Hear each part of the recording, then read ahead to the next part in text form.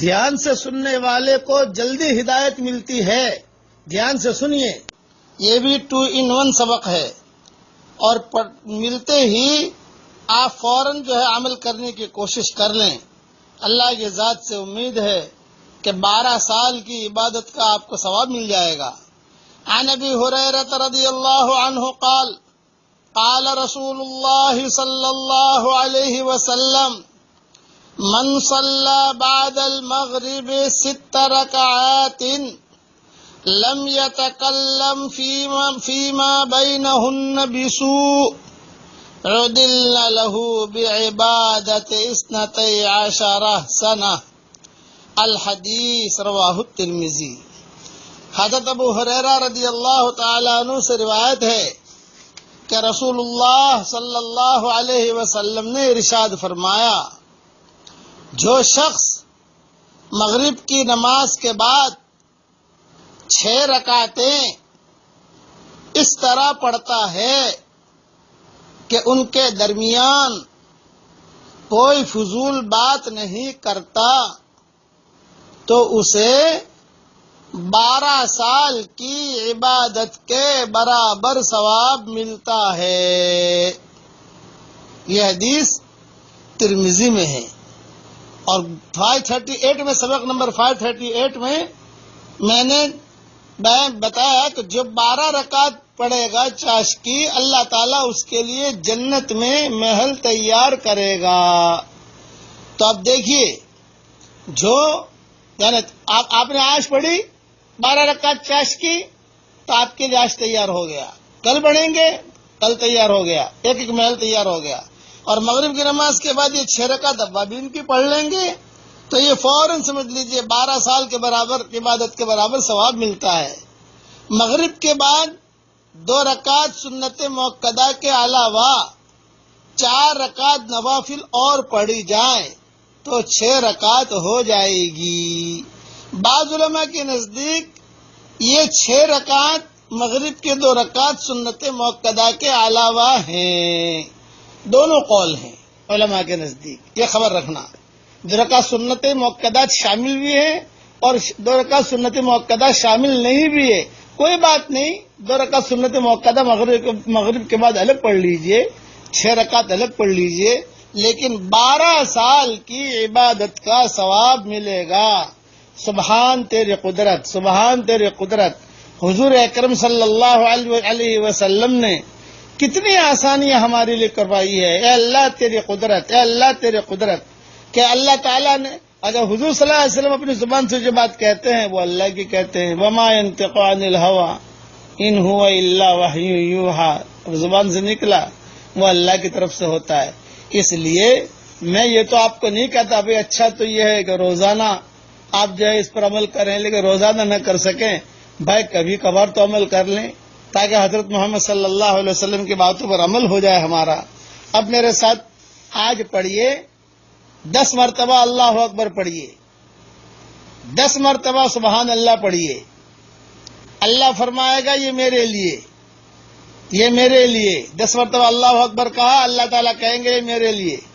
10 مرتبہ سبحان اللہ پڑھیے، اللہ تعالیٰ فرمائے گا میرے لیے. پھر 10 مرتبہ اللہم اغفر لی پڑھیے، تو اللہ تعالیٰ ہر مرتبہ پر جواب دے گا میں نے معاف کر دیا، میں نے معاف کر دیا، میں نے معاف کر دیا. دیکھیے میں نے 10 مرتبہ اللہ اکبر پڑھ لیا اور 10 مرتبہ سبحان اللہ پڑھ لیا، اللہ نے فوراً مجھے جواب دیا میرے لیے، میرے لیے، میرے لیے. پھر میں نے 10 مرتبہ، حدیث شریف میں آتا ہے، یہ حدیث پہلے بیان کر چکا ہوں لیکن آپ کے آدمی جو ہے بھول جاتا ہے، اس لیے یاد دلاتا ہوں.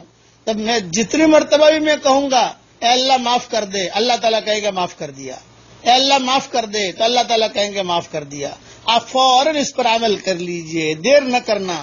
اس میں کوئی وضو کی شرط نہیں ہے سبحان اللہ پڑھنے میں، اللہ اکبر پڑھنے میں. بس ترتیب یہ ہو کہ 10 مرتبہ اللہ اکبر پہلے ہو، 10 مرتبہ سبحان اللہ بعد میں ہو. حدیث کے الفاظ یہ ہیں، ویسے آگے پیچھے بھی ہو تو بھی کوئی حرج کی بات نہیں ہے.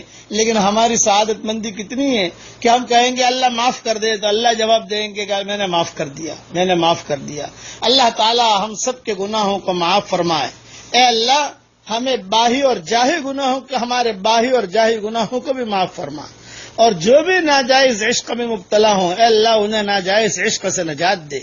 اس امت کے لیے حلال بستروں کا انتظام کر اور حرام بستروں سے اس امت کو نجات دے، اور ہمارا کھویا ہوا دین عافیت سے ہمیں واپس دے، اور ہمارا کھویا ہوا قرآن ہمیں واپس دے، کھوئی ہوئی عزتیں واپس دے، کھویا ہوا دعوت کا کام واپس دے، ہر فرد امت کو دین کا داعی بنا دے، اور اپنے فضل و کرم سے ہماری ساری دعاؤں کو قبول فرما. آمین آمین. والسلام علیکم ورحمۃ اللہ وبرکاتہ. وآخر دعوانا ان الحمد للہ رب العالمین. اللهم صل على محمد وعلى آل محمد كما صليت على ابراہیم وعلى آل ابراہیم انك حمید مجید. اے اللہ ہمارے گناہوں کو معاف فرما، اے اللہ ہماری خطاؤں سے درگزر فرما، اے اللہ پورے تالی پورا والوں کو قبول فرما، ان کے قرب و جوار والی بستیوں کو قبول فرما، جتنا مجمع آیا ہے ان سب کو قبول فرما. اے اللہ میری تشکیل پر جو روزانہ 100 مرتبہ سورہ اخلاص پڑھنے کی عادت ڈالے، اے اللہ اس کی ساری دعاؤں کو قبول فرما، اس کی ساری پریشانیوں کو دور فرما، اور جس نے 5 لاکھ مرتبہ پڑھنے کا ارادہ کیا ہو اے اللہ اس کو پورا کرنے کی توفیق عطا فرما. اے اللہ جس کرم سے آپ نے ہمیں یہاں جمع کیا ہے، تیرے اسی کرم سے جنت الفردوس میں تیرے نبی کے پڑوس میں ہماری قیامت تک کے آنے والی نسلوں کے ساتھ تو ہم سب کو جمع فرما دے. اے اللہ اگر آپ نے ہمارا نام سعید اور نیک بختوں میں لکھا ہو تو ہمارا نام انہی میں لکھے رکھیو، اور اگر آپ نے ہمارا نام شقی اور بدبختوں میں لکھا ہو تو ہمارا نام ان کی فہرست سے مٹا دینا، اور نیک لوگوں کی فہرست میں ہمارا نام لکھ لینا. لکھنا بھی آپ کا کام ہے، مٹانا بھی آپ کا کام ہے، لوح و قلم بھی آپ کے پاس ہے. اے اللہ وہ چیزیں جس کا لینے کا ہم ارادہ کرتے ہیں مگر آپ ہمیں دینا نہیں چاہتے، اے اللہ اس کی محبت ہمارے دلوں سے نکال دے، اس کا خیال نکال دے، اس گلی میں آنے جانے کو ختم فرما دے، اور وہ چیزیں جس کا لینے کا ہم ارادہ نہیں کرتے مگر آپ ہمیں دینا چاہتے ہیں اس کی محبت ہمارے دلوں میں ڈال دے، اور اس گلی میں آنا جانا عافیت سے ہمارے لیے آسان فرما دے. اے اللہ ہم سب کی جھولیوں کو ہدایت سے بھر دے، ہم سب کی جھولیوں کو امن و امان سے بھر دے. اے اللہ جو مجھے اپنی دعاؤں میں یاد رکھے میری ساری دعاؤں میں اس کا پورا حصہ عطا فرما، اور اپنے فضل و کرم سے ہماری دعاؤں کو قبول فرما. سبحان ربک رب العزت عما یصفون وسلام علی المرسلین والحمد للہ رب العالمین.